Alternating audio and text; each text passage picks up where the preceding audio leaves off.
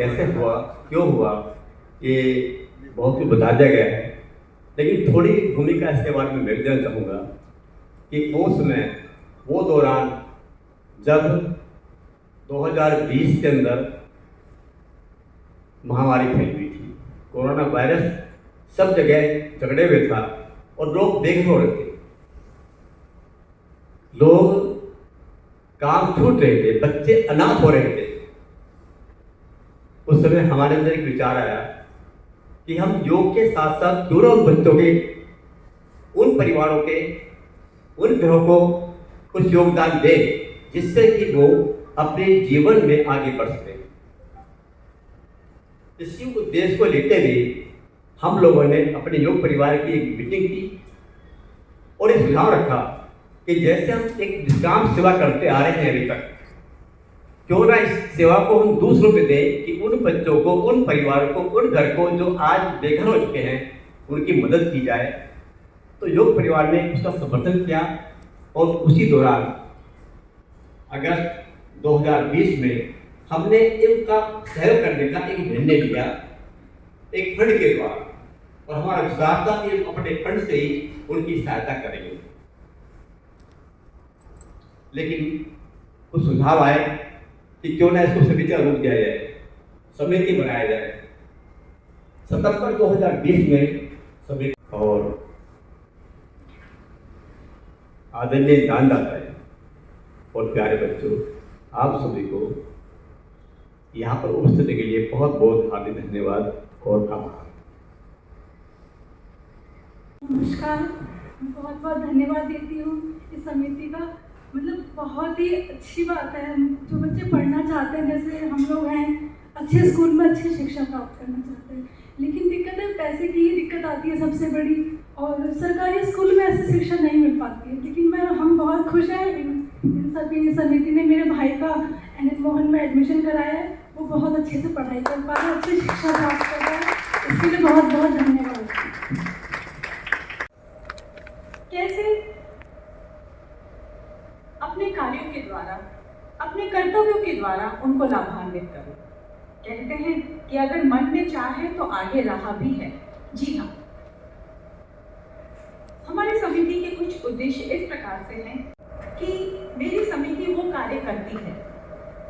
समितियां बहुत सारी हैं, आप में जो भी लोग यहाँ पर बैठे हो किसी न किसी रूप में, किसी न किसी एक नेक कार्य से जुड़े होंगे। लेकिन हमारी समिति जो कार्य कर रही है वो ऐसा कार्य कर रही है कि जो देश का भविष्य हम तैयार करते हैं, और देश का भविष्य होता है हमारे बच्चे।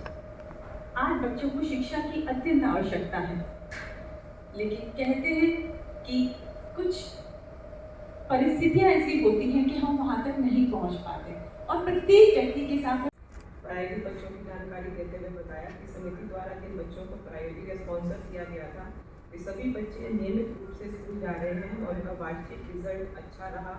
इस वर्ष भी 2 नए बच्चों का NN मोहन पब्लिक स्कूल में एडमिशन करवाया गया है, जिनकी मासिक fees, annual charges, book, stationery, uniform आदि का समिति फंड से किया जाता है।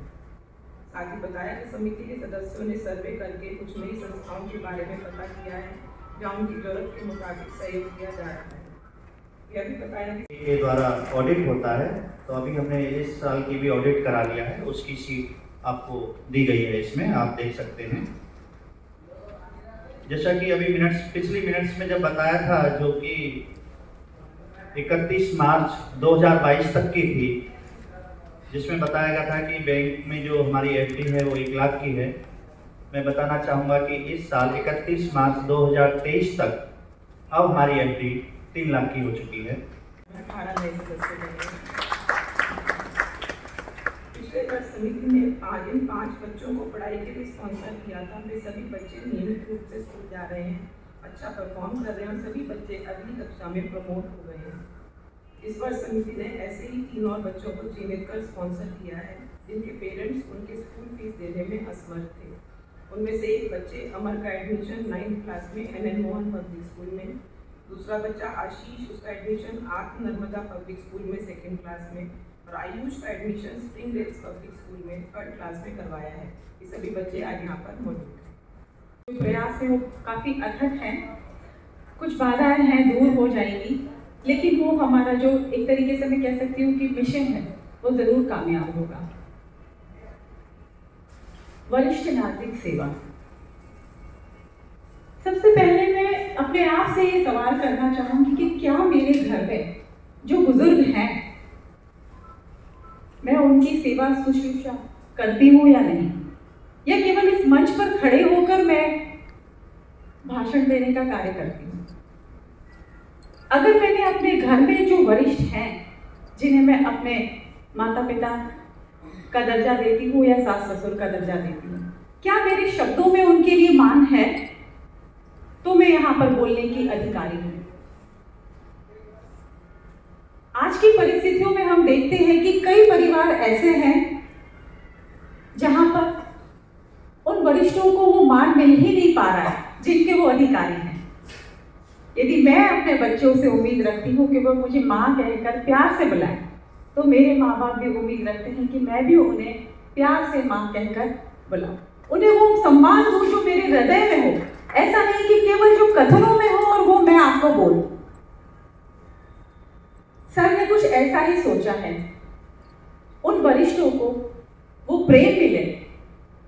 खाना पीना तो कहीं भी मिल जाता है, अगर हम किसी शादी पार्टी में भी जाते हैं, इनविटेशन आता है, हम वहाँ जाते हैं तो वो हमें बुलाते हैं, लेकिन वो किस मान से हमारा आदर करते हैं। हम गेट पर जाते हैं, हाँ पधारिए, तो हमारा मन अभिभूत हो जाता है कि उसने हमसे निवेदन किया, हम गए, लेकिन उसने हमें बहुत ही आदर से अंदर बुलाया और बैठाया।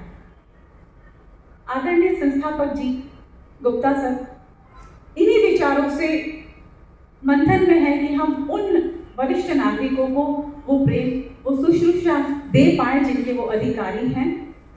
मैं यही चाहूंगी कि आप लोग अगर कोई प्रतिक्रिया देना चाहते हैं वरिष्ठ नागरिक सेवा आश्रम के LBS लाल बहादुर शास्त्री में इनका दाखिला कराया गया है, और ये बच्चे भी पूरी तन्मयता से अपने पढ़ाई में पूरे प्रयासरत हैं।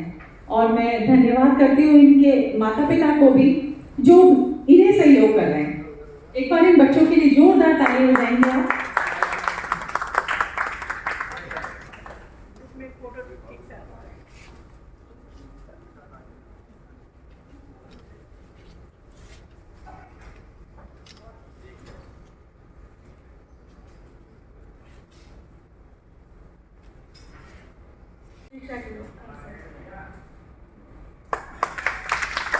कुछ लोगों ने कहा कि क्यों ना है इसकी हम सब भाग बोले, तो 2021 जनवरी में हमने उन लोगों को आमंत्रित किया जो योग परिवार जुड़े हुए नहीं थे, लेकिन समिति में शायद जुड़ने के सुझाव थे।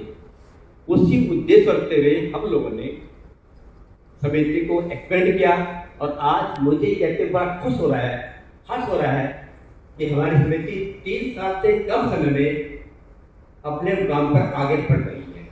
जो उद्देश्य है उसको लेकर चल रहे हैं।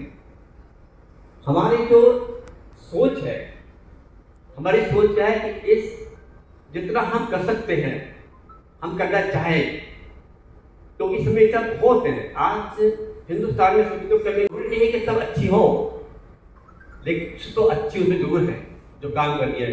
लेकिन अगर समिति एक और बढ़ जाए तो उससे कुछ बच्चों का, कुछ परिवारों का अच्छा भला हो सकता है। इस उद्देश्य को लेते हुए हमने समिति का स्थापना की 2021 जनवरी में, और 20 में अगस्त 20 में और जनवरी में इसका रजिस्टर होने के बाद समिति हमारी बढ़ती गई, और आज हमारे पास 125 आजीवन सदस्य काम कर रहे हैं जो हमारे साथ जुड़े हुए हैं, जिन्होंने अपना विश्वास, निष्ठा और समर्पण समिति को दिया है। इसके अलावा हमारे साथ कुछ मेंबर सदस्य ऐसे हैं जो आजीवन तो नहीं है, लेकिन कभी कभी सहयोग देते हैं, उनकी संख्या भी 70 के करीब आती है। इस प्रकार हमारी समिति का एक परिवार जो है वो लगभग 175 लोगों का है,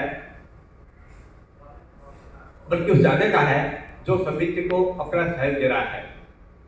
जब समिति की स्थापना हुई थी तो हमारा फंड बहुत कम आता था, 10,000, 11,000, 12,000, लेकिन आज हमारे पास लगभग 40,000 फंड आ रहा है, जिसको हम खर्च करने में, हमारे सहयोग देने में हमें आसानी रहती है।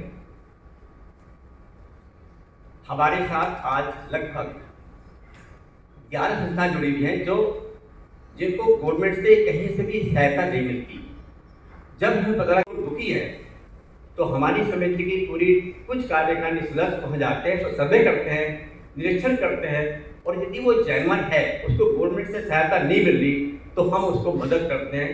लेकिन कैश में हम किसी मदद नहीं करते, हम इन काइंड समान मदद करते हैं, जैसे मेडिकल एड या या एक दिन राशन पानी या ब्लड लोग उनको हेल्प करते हैं।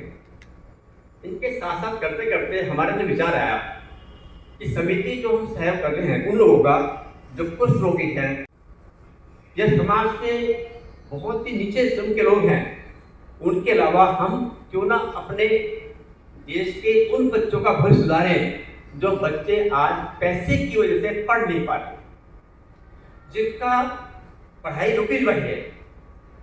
जरूर क्या क्यों नहीं पढ़ रहे? क्योंकि हमारे पास पैसा नहीं है, हम अच्छे स्कूल में बच्चों को नहीं पढ़ा सकते, गवर्नमेंट स्कूल में पढ़ाई नहीं होती, ये सब जानते हैं, और वहाँ पर आज सिस्टम ठीक नहीं है।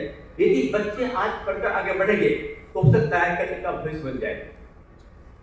इस उद्देश्य की पूर्ति के लिए हम लोगों ने पिछले वर्ष केवल 4 बच्चों का चयन किया, इच्छा किया। अब हमारे समिति द्वारा 8 बच्चों को हम सहयोग दे रहे हैं और बच्चे अच्छे स्कूल पढ़ रहे हैं। उसके लिए मैं सबसे पहले धन्यवाद। प्रस्ताव यह है कि हम वृद्धाश्रम एक अच्छा नाम नहीं है, ये पुराना नाम है, क्यों नहीं इसका नाम बदला जाए वरिष्ठ नागरिक सेवा आश्रम। सेवा भाव उसके अंदर आना चाहिए।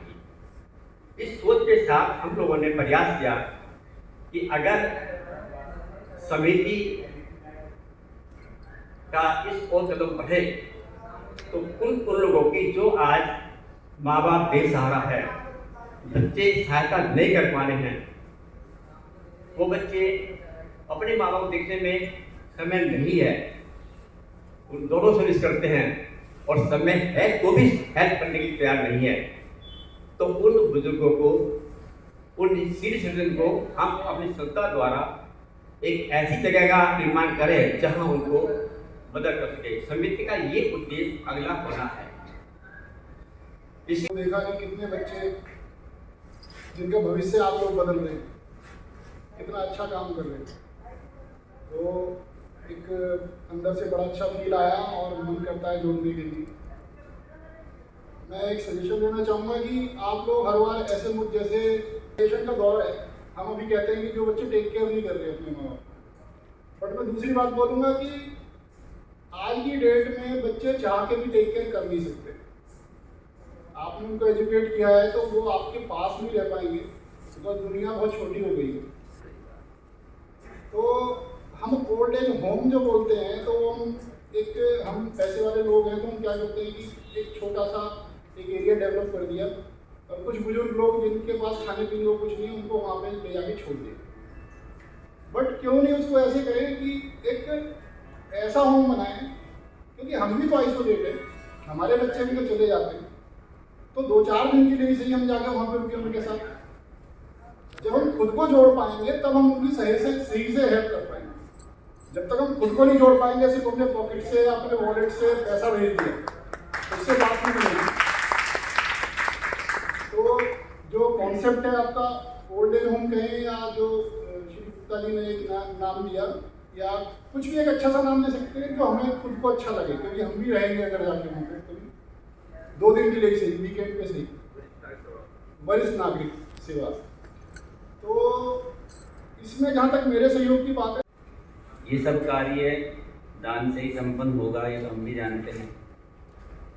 इसमें एक चीज़ है, जैसे कि अभी रवि जी ने भी बताया कि भाई हम वहाँ पे वो चीज़ों को एक तरीके से उस सम्मान को हम खुद महसूस करें कि क्या हो रहा है जब हम दूसरों को सम्मान दे सकते हैं।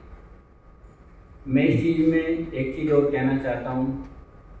हमारी समिति, जैसे कि सर ने बताया कि गरीब है, हम तो बहुत अमीर हैं। आप एक थोड़ा सा दूसरे तरीके से देखें कि जो भी हमारे पास में दान आता है, उस दान को हम कैसे सदुपयोग करें।